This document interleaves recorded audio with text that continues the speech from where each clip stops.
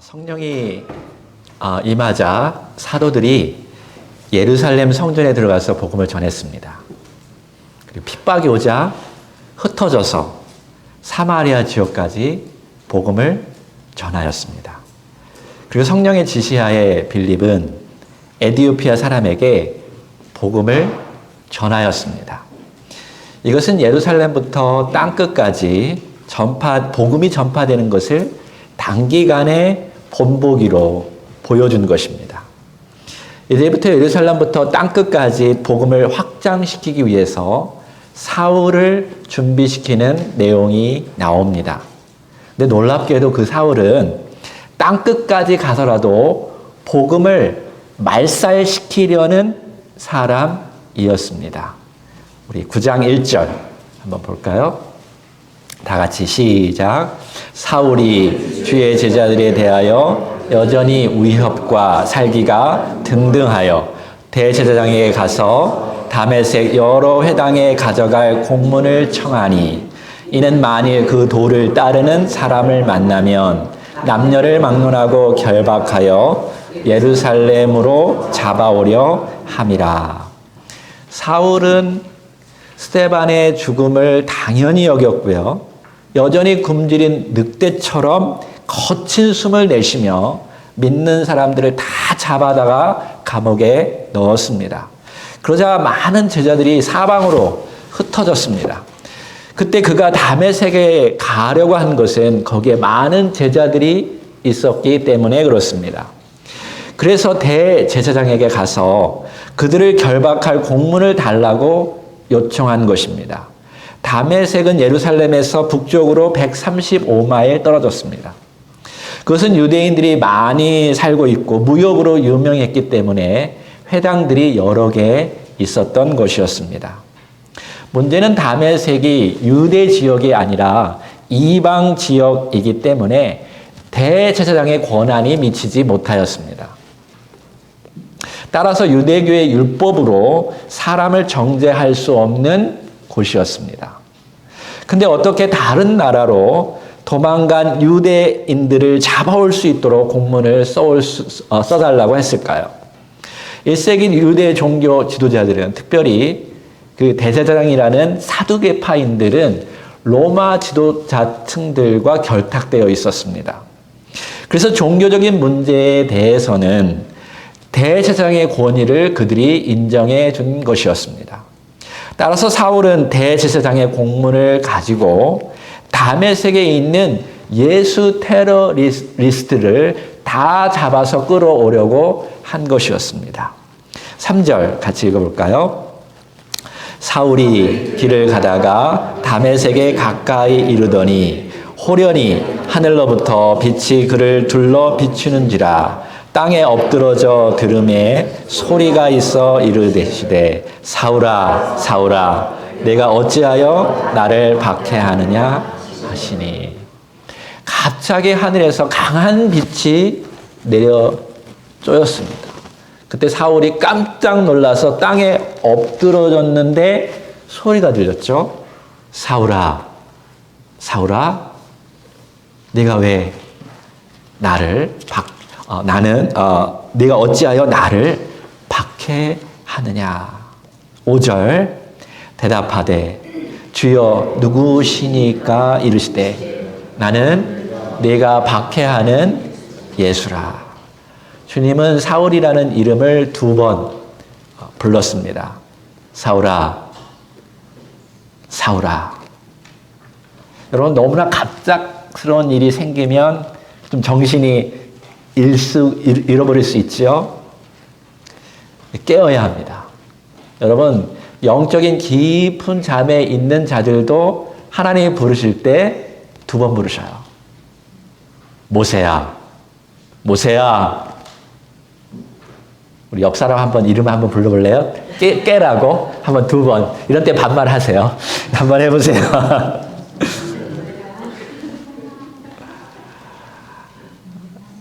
영적으로 깨어 흔드십니다. 자신을 가리켜서 네가 박해하는 예수다라고 2번 얘기했어요. 사울에게 예수님은 자신을 분명하게 알려준 것입니다.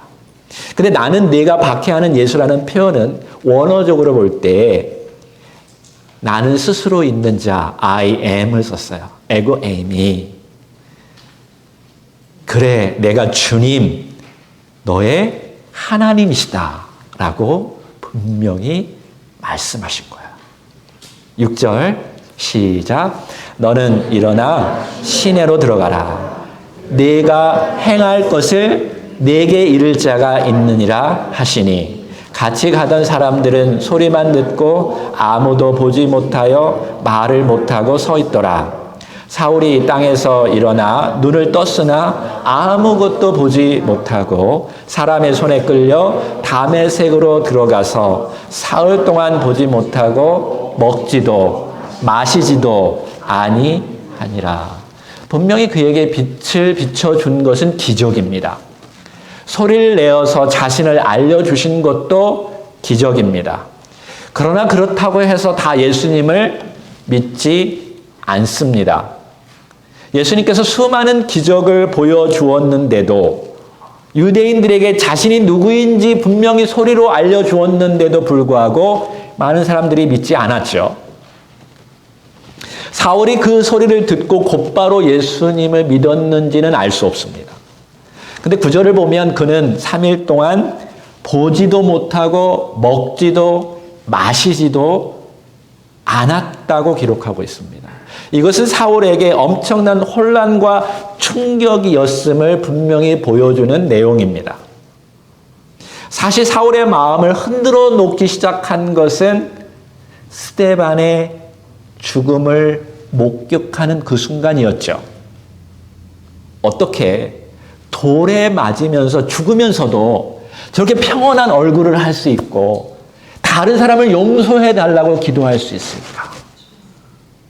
겉은 막 화가 나 있지만 속으로는 충격이었을 것입니다. 도대체 예수가 누구길래 저 스데반은 저렇게 행동했는가? 그리고 까맣게 잊어버렸습니다. 그런데 어느 순간에 다시 큰 빛과 소리를 들었죠. 나는 네가 핍박하는 예수다. 이 두 가지 사건은 사울을 혼돈과 충격으로 만들어지기에 충분했습니다. 진짜로 예수가 하나님의 아들이었나?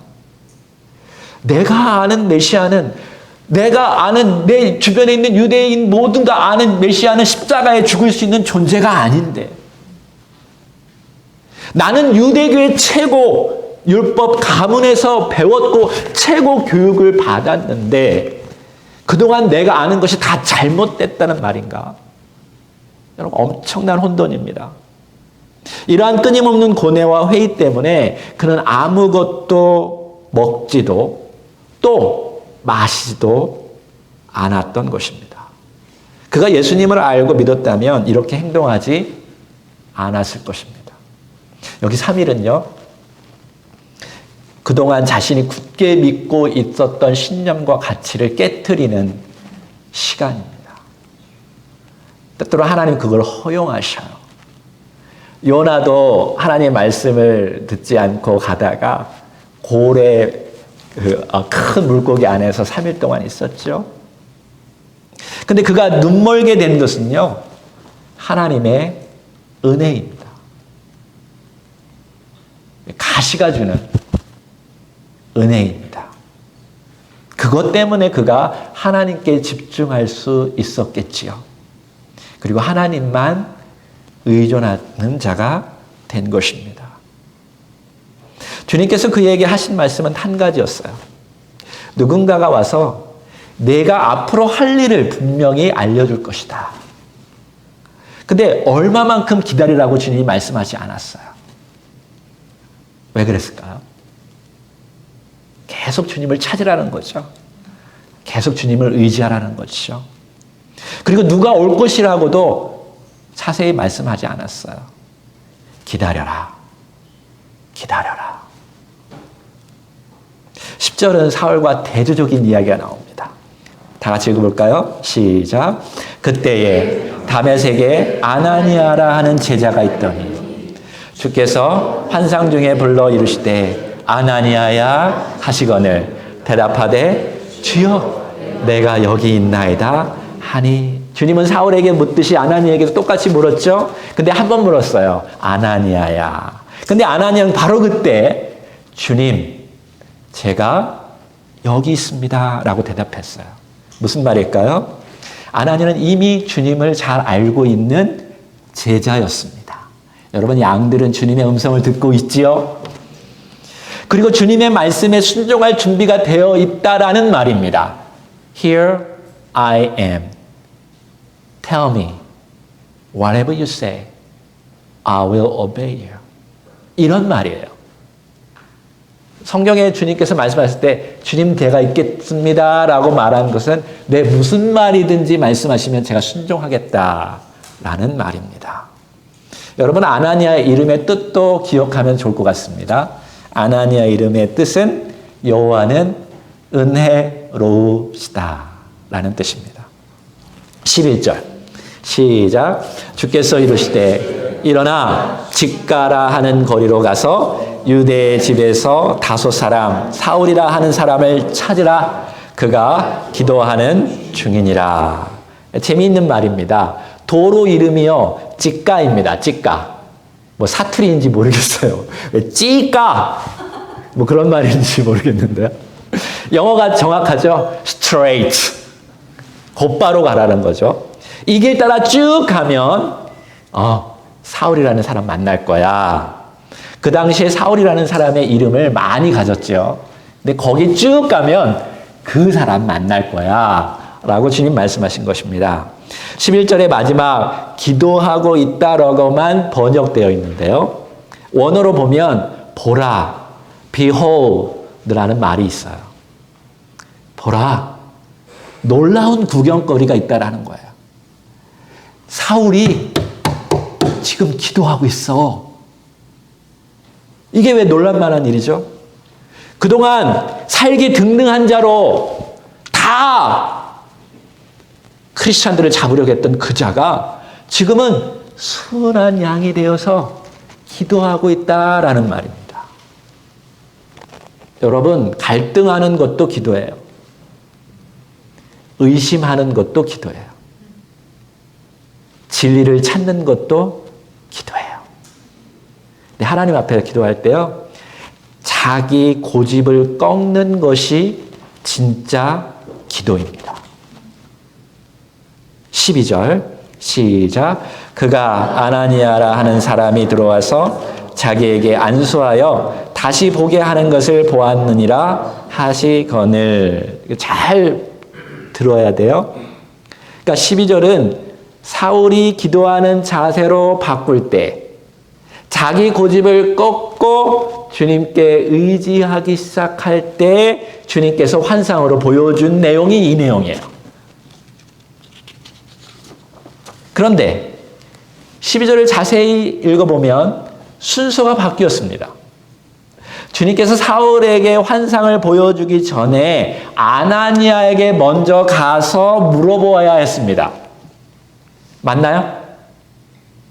자, 솔직히 아나니아가 못 간다고 할 수도 있잖아요. 지금 주님은 먼저 사울에게 아나니아가 간다고 말해놓고 뒤늦게 아나니아에게 찾아간 거예요. 이해가 되십니까? 그럼 주님께서 실수한 건가요? 아니죠. 주님은 아나니아를 믿을 만한 사람으로 본 거예요.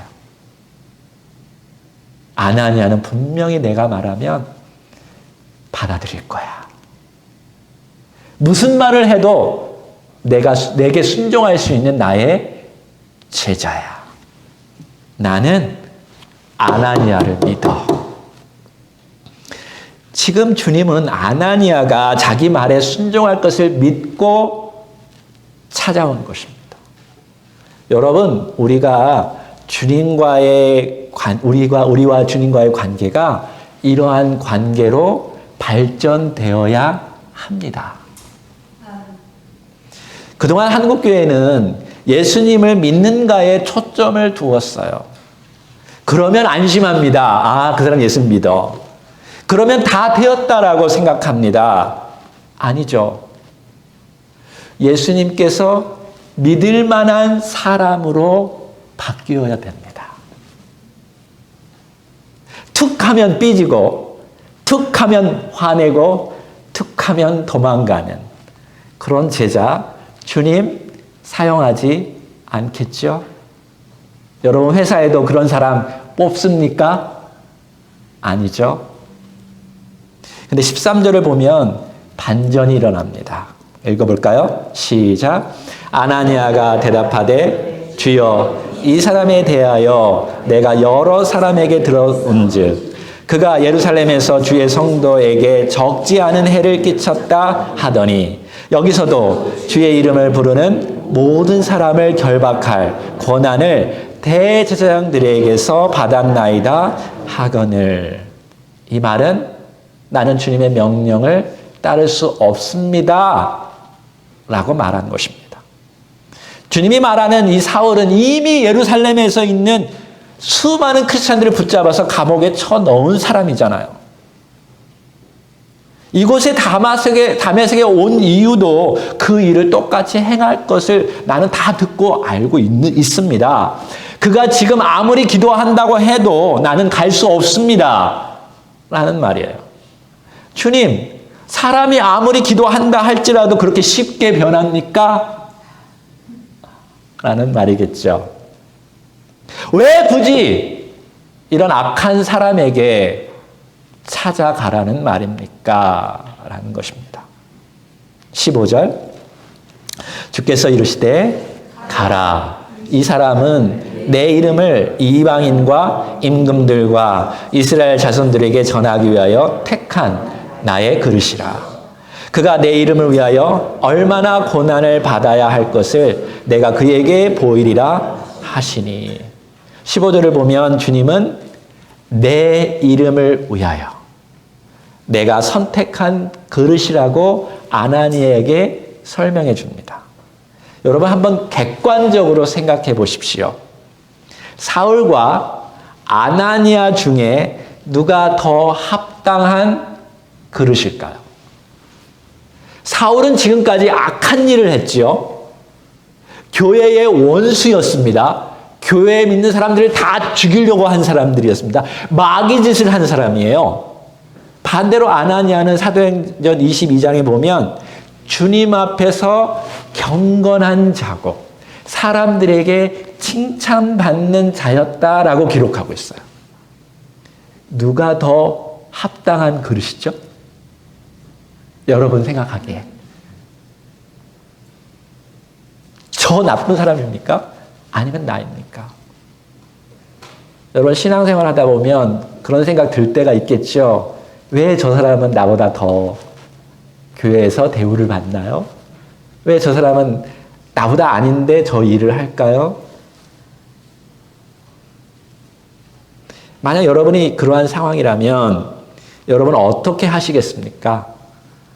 자기 생각을 내려놓고 자기 잣대를 내려놓고 주님의 말씀에 그대로 순종할 수 있습니까? 이것은 정말로 받아들이기 힘든 명령입니다. 우리가 쉽게 읽어서 그런데요.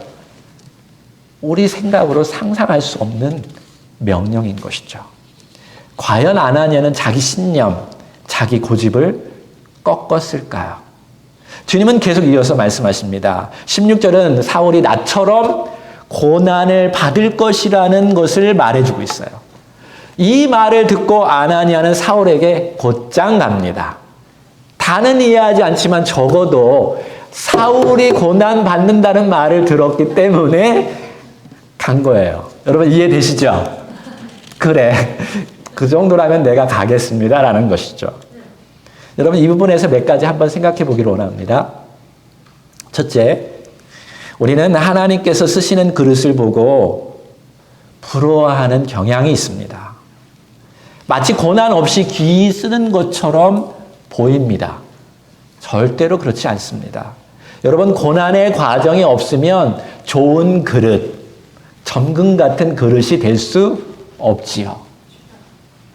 둘째, 하나님께서 사울이 무엇을 잘해서 선택한 것처럼 보일 수도 있습니다. 그렇지 않습니다. 사울은 정말로 자기 고집, 자기 신념으로 꽉 차 있는 사람이었습니다. 고집쟁이였죠. 근데 그에게 요구되어지는 것은 한 가지였어요. 자기 고집을 꺾는 것이었습니다. 그리고 거기에 오직 하나님의 은혜와 하나님의 능력으로 채우는 것이었습니다. 그래서 그는 늘 자신을 회상하면서 고백하는 내용이 서신서에 나오는데 자신을 가리켜서 나는 작은 자 중에서도 지극히 작은 자라고 그는 고백해요. 또 하나, 나는 죄인 중에 가장 악한 죄인이다. 나는 괴수 중에 가장 심각한 괴수다라고 고백합니다. 내가, 잘 들으세요. 하나님의 일을 하는 것은 내가 뭐 잘나서가 아니라 오직 하나님의 은혜, 그것 때문에 내가 하는 것이라고 사도 바울은 늘 말하고 있습니다. 솔직히 저는 이번 주에 교통사고를 냈습니다. 당한 게 아니라 교통사고를 냈어요. 어쩜 목사가 저럴 수 있나 할 수 있는데요. 이렇게 큰 사고를 낼 줄 저는 상상을 못했어요. 한 번도 사고를 낸 적이 없었던 거로 제가 기억하고 있거든요. 저는 정말로 딴짓하지 않고 좌우를 살펴본 후에 도로를 크로싱하는데 큰 차를 제가 들이박았어요. 그래서 제 차의 앞부분은 완전히 박살났습니다. 모든 안전백이 다 터졌습니다. 근데 놀랍게도 크게 안 다쳤어요. 감사하죠. 그래서 폴리스가 왔는데 물어봤어요. 상대방 차는 어떻습니까? 그 사람 괜찮습니까? 심각하지 않아 라고 얘기하더라고요. 그래서 누가 잘못했습니까? 네가 잘못했어. 네, 그래서 제가 내가 잘못한 거구나 알았어요. 정신을 차리고 나서 알았어요. 근데 일주일 내내 아팠던 곳이 딱 한 곳 있었습니다. 여기 오른쪽 갈비뼈였어요. 네, 안전벨트가 제대로 작동한 거죠. 팍 부딪히고 몇 바퀴 돌아서 딱 섰는데 안전벨트 때문에 제가 여기만 다친 거죠. 그래서 저한테 정말 큰 충격적인 사건입니다. 왜 나에게 이런 일이 났을까? 기도했어요. 목사님 당신이 잘못했는데 뭘 기도합니까? 이럴 수도 있겠지만. 주님, 제가 뭘 잘못했습니까? 이런 기도했어요. 제가 잘못해놓고. 갈비뼈가 아프니까 이 갈비뼈에서 내놓은 제 아내한테 제가 잘못해서 하나님이 그런 건가요? 이런 기도도 했어요. 제 아내한테 고백하는 거지만 도대체 제가 뭘 잘못했나요? 왜 저에게 이런 일이 일어났지요? 저도 혹시 실수할 수 있다는 것을 가르쳐 주려고 하나님 그렇게 하신 것입니까? 좀 속 시원하게 대답해 주세요. 여러분, 우리가 고난 당하면 그런 기도 하잖아요. 근데 일주일 동안 하나님께서 말씀하지 않고 또 나도 어떤 느낌이 없었어요. 근데 어느 순간에 제가 이 고난에 집중하고 하나님께 어떤 음성을 집중하고 있었을 때 그거보다 더 중요한 것이 있는 것처럼 하나님께서 제 마음 가운데 감동을 주신 게 있는데 그것은 하나님께서 여전히 우리를 보호하신다라는 것이었습니다. 그래서 하나님의 사람들을 보았어요. 요셉을 제가 좋아하는데요. 영어 이름이 제 요셉이에요. 조셉. 근데 요셉이 고난당했을 때 그 의미를 하나님이 다 알려주지 않았거든요. 근데 고난은 당해요. 근데 제가 못 본 게 뭐냐면 그 속에서도 하나님께서 보호하고 계시다라는 거예요. 모세를 보세요. 어마어마한 고난을 당합니다. 다윗을 보세요. 상상할 수 없는 고난을 당합니다. 근데 하나님께서 기가 막히게 그 속에서 보호하고 계셨다라는 것이죠. 어쩌면 저도 크게 사고 당해서 오늘 이곳에 설 수도 없었을 수도 있지 않았을까요? 어떤 이유는 분명하게 모르지만 하나님께서 저를 보호하고 계신다 라는 것을 느끼게 해주셨어요. 근데 제가 여러분이니까, 여러분은 또 저에게 주신 하나님의 가족이니까 제 속마음도 얘기할게요. 하나님께 이런 기도도 드렸어요. 하나님, 저 힘들어요. 좀 쉬고 싶어요. 하나님 좀 느끼고 싶어요. 목사도 여러분 그런 기도 드릴 때 있어요. 막 사역하다 보면, 사람들 만나다 보면 하나님 잊어버릴 수도 있거든요. 근데 이런 기회에 일주일 내내 하나님께 많이 기도했던 것 같아요. 근데 한 번은 주님께서 예루살렘 사람들에게 이런 말을 했어요. 어미닭이 날개를 펴서 자기 새끼를 품는 것처럼 내가 너희들을 품었다라고 말씀하셔요. 예루살렘아, 예루살렘아, 내가 너희를 이렇게 품었는데 왜 나한테 오지 않느냐. 이게 무슨 말일까요? 어미닭이 자기 새끼가 태양빛에 있으면 날개를 펴서 자기가 대신 태양빛을 다 막겠다라는 의미예요. 적들이 막 공격해 오면 어미닭이 자기 새끼를 품어 안고 다 공격을 막겠다라는 말이에요. 이렇게 내가 너희를 사랑한다라고 말씀하시는 거예요. 결국 어떻게 하셨죠? 예수님은 우리의 모든 죄악을 다 담당하시고 우리를 대신해서 십자가 위에서 죽으셨습니다. 여러분, 혹시 이 시간에 주님께 좀 멀어졌고 주님의 마음을 잘 모른다면 이 시간에 주님께 돌아오십시오. 여러분의 이름을 부르고 계십니다. 예루살렘아, 예루살렘아. 네, 우리는 그 예수님의 은혜만 있으면 충분합니다. 다른 거 없어도 괜찮잖아요.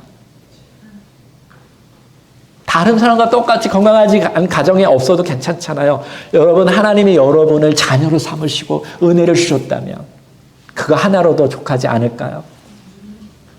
그 은혜, 그 이름이 가장 가치 있는 이름이고 그 은혜를 전하는 일이 가장 가치 있는 일임을 믿습니다. 아나니아야, 그는 내가 은혜로 선택했고 내가 만들어 갈 거야. 그러니 너도 가서 은혜로 그를 받아들이지 않겠니? 라고 물은 거죠. 17절 같이 읽어볼까요? 시작.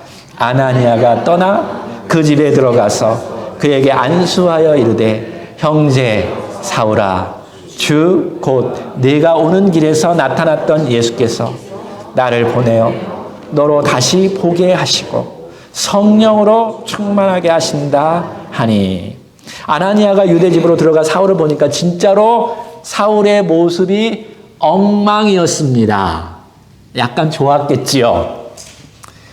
그동안 먹지도 마시지도 않고 고민하고 기도했던 모습 그대로였을 것입니다. 입에서는 냄새도 많이 났을지도 몰라요. 아나니아는 고난 속에 있는 사울에게 곧바로 가서 안수하였습니다. 근데 절대로 용서할 수 없는 사람이었죠. 어쩌면 자기 형제들도 잡혀갔을 수도 있어요. 마귀였던 사울에게 그가 한 말은 아주 놀랍습니다. 형제라고 첫 마디가 형제여라고 했어요. 이것은 사울이 절대로 잊을 수 없는 단어였습니다. 주님께서 시킨 말은 아니죠. 근데 아나니아가 말했어요. 여러분, 사울을 한번 상상해 보십시오. 사울은요, 이제 모든 것을 잃었습니다. 유대 가문의 명성도 다 잃었어요. 아니 평생 자기와 함께 있었던 친구들, 직장, everything 다 잃은 것입니다. 근데 사울이 변했다고 다른 크리스찬들이 금방 그들을 받아들일까요? 안 그렇잖아요. 그런데 아나니아는 첫 번째 그의 영적인 친구가 되어준 것입니다. 근데 왜 주님께서 직접 사울을 고칠 수도 있고 성령 충만하게 만들 수도 있는데 왜 굳이 아나니아를 보냈을까요? 왜 굳이 아나니아를 통해서 말하게 하셨을까요? 제가 보기에는요, 이 둘을 형제로 만들기를 주님께서 원하셨던 것 같습니다. 주님은 사울에게 자신이 신뢰하는 아나니아를 소개해 주었죠. 사울아, 너도 이 아나니아처럼 내 말에 순종하지 않겠니? 라는 것을 보여주었겠죠. 둘째는 너는 내가 은혜로 구원했고 내 은혜로만 사역할 것이야 라는 것을 알려주기 위해서 아나니아를 보내준 것 같습니다. 아나니아 이름이 뭐라고요? 이름의 뜻이? 여호와는 은혜로우시다. 주님은 이제 아나니아에게 이렇게 부탁하는 것처럼 들려집니다. 내가 직접 안수하여서 기도할 때 사울이 다시 눈을 떴고 성령으로 충만한 것을 보았으니까 이제 네가 증인이야. 이제 내가 사울을 보호해 주어야 돼. 사울은 이제 내 제자가 되었어. 너의 형제야. 라고 하는 것 같습니다. 근데 여기를 보면요, 둘 다 고집을 꺾었습니다. 사울은 죽도록 싫은 예수에 대한 고집을 꺾었습니다. 아나니아도 죽도록 하기 싫고 죽도록 만나기 싫은 원수에 대한 고집을 꺾었습니다.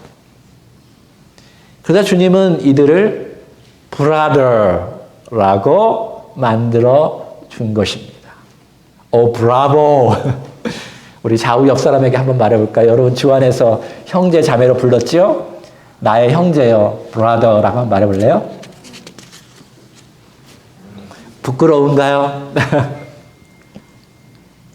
18절 시작. 즉시 사울의 눈에서 비늘 같은 것이 벗어져 다시 보게 된지라. 일어나 침례를 받고. 17절에 제가 1, 2번을 썼었는데요. 한번 보여줄게요. 바로 전 거. 유리. 그 다음에 18절 이렇게 돌아왔죠. 자, 17절에 1번처럼 사울은 다시 보게 되었습니다. 근데 2번 성령 충만함 대신에 18절에는 일어나 침례를 받았다라고 기록하고 있습니다. 무슨 말인가요? 성령 충만과 침례가 왜 연관성을 지녔나요? 침례는 자신이 죽고 자기 자신을 완전히 꺾고 이제 예수와 함께 다시 산다라는 것의 의미죠. 그것이 성령 충만한 삶입니다.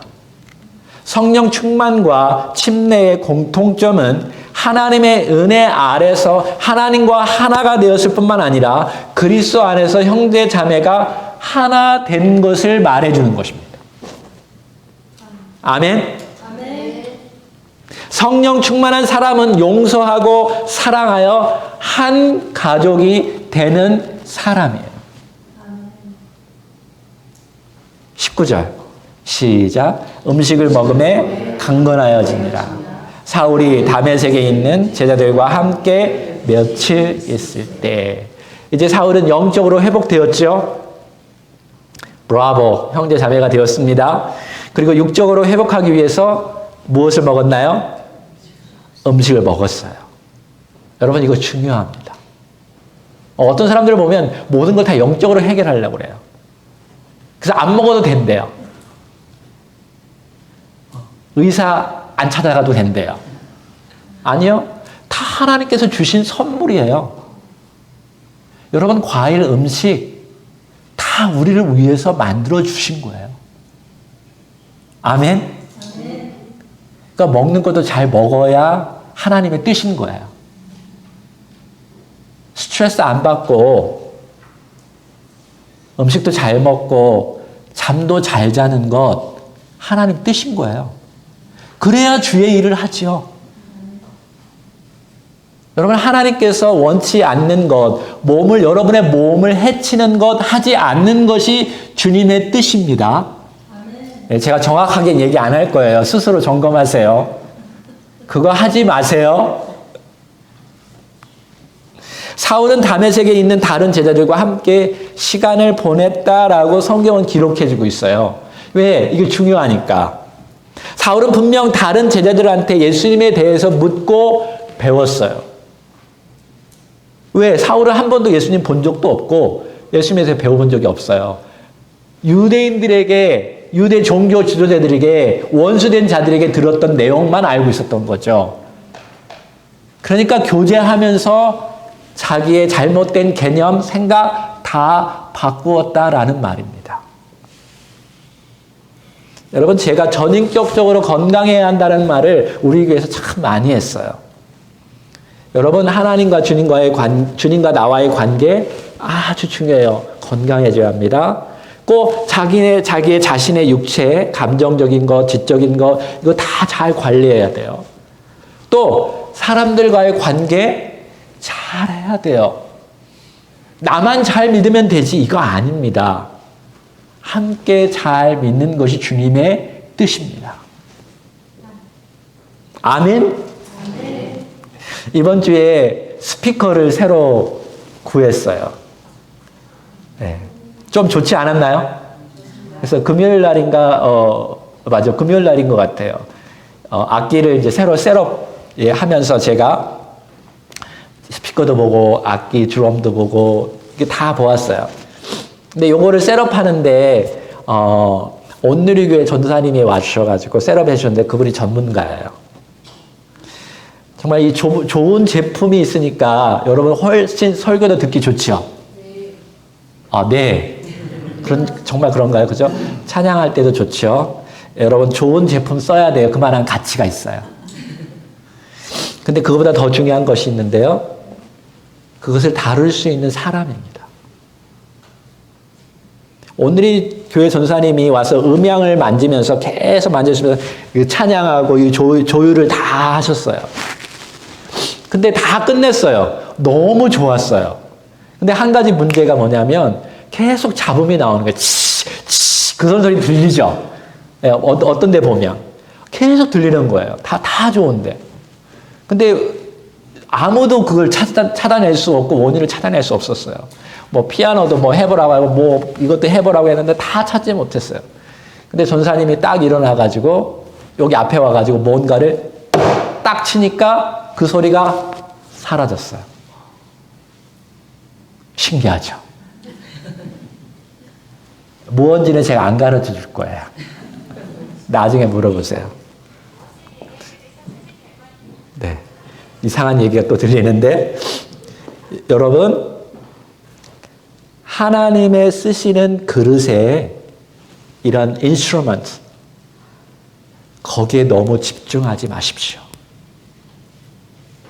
그 그릇이 과거에 아무리 악한 것일지라도 지금 주님의 손 안에 있으면 그 그릇은 멋지게 사용될 수 있습니다. 이거 아세요? 너무 사람에게 집중하지 마세요. 사람이 중요한 게 아니라 그 사람을 바꿀 수 있는, 조율하고 변화시킬 수 있는 하나님이 중요해요. 문제가 생기잖아요? 하나님이 툭 치면 해결돼요. 아멘? 이제 중요한 것은 우리 자신이에요. 오늘 하나님 저라는 인스트루먼트, 그를 통해서 여러분에게 하나님 말씀하시잖아요. 중요한 건 그날 은혜 받았어, 좋았어, 이런 게 아니에요. 하나님께서 여러분의 영혼을 사랑하시고 여러분과 친밀해지기를 원하시고 여러분을 사용하기를 원하셔요.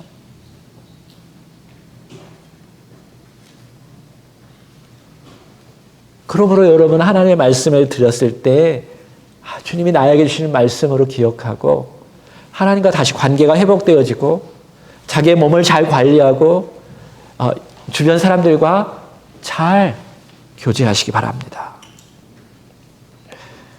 우리 주님은요, 자기 신념과 고집을 꺾는 사람을 사용하셔요. 맞죠? 고집 꺾으시기 바랍니다. 두 번째, 우리 주님은 당신의 명령에 언제든지 순종할 수 있는 사람을 사용하셔요. 여러분, 주님 보시기에 여러분 믿을 만한 사람인가요? 그거 기도하면서 생각해 보십시오.